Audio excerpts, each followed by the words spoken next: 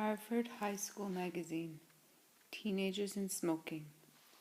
Our reporter Norman Green interviewed Dr. Robert Clark from New York University. Dr. Clark did several surveys for the American Health Department about teenagers and smoking.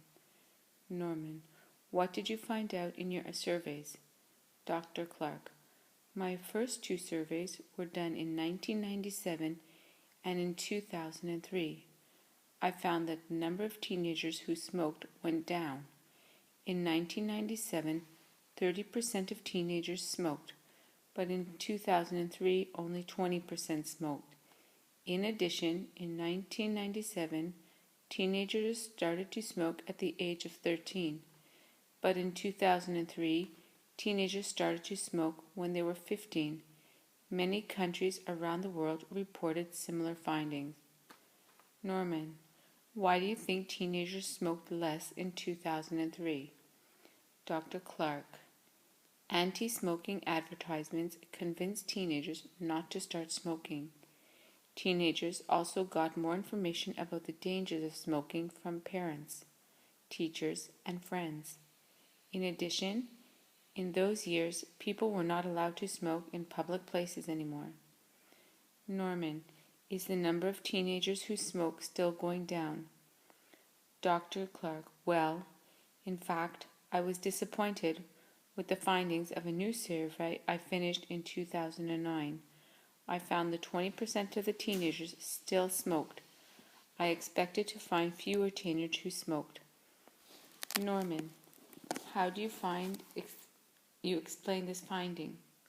Dr. Clark: first of all, there are fewer anti-smoking advertisements because the government didn't give enough money for them. At the same time, cigarette companies continue to have very effective advertisements. Norman: what can we do to fight teenage smoking? Dr. Clark: the most important thing is to have anti-smoking advertisements. In addition, cigarette companies should not be allowed to advertise in teenage magazines. Parents can also influence teenage smoking. I found that teenagers whose parents smoke will probably become smokers. Norman: thank you for giving us all this important information.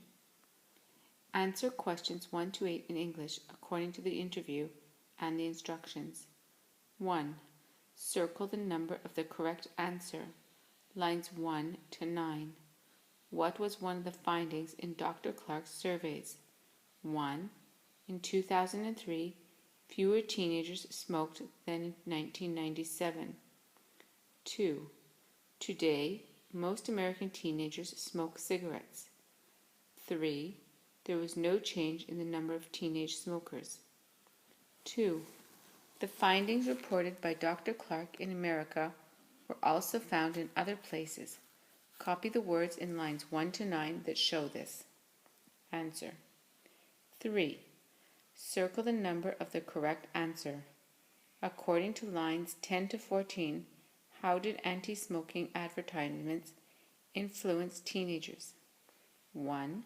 Teenagers convinced others not to smoke. 2.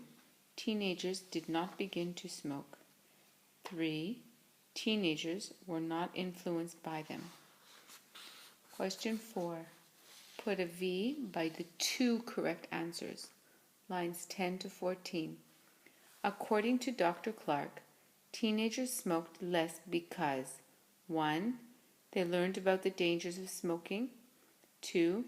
The price of cigarettes went up. 3. Stores didn't sell cigarettes to teenagers. 4. They could not smoke in many places. 5. Most of their friends stopped smoking. 5.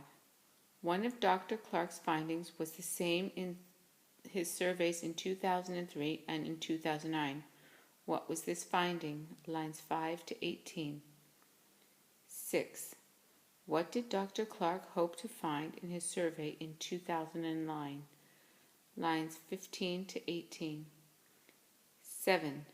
Circle the number of the correct answer, lines 19 to 22. How does Dr. Clark explain the results of his 2009 survey? 1.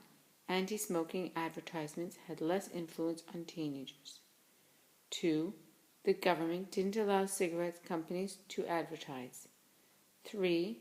There was less money for anti-smoking advertisements. 8.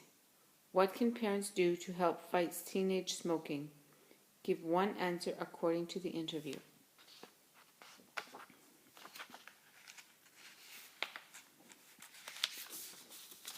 Part B. Written presentation.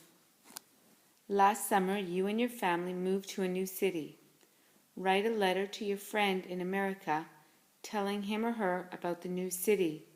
Here are some things you can write about: your new home, new friends, your school, the neighborhood, what you like or dislike.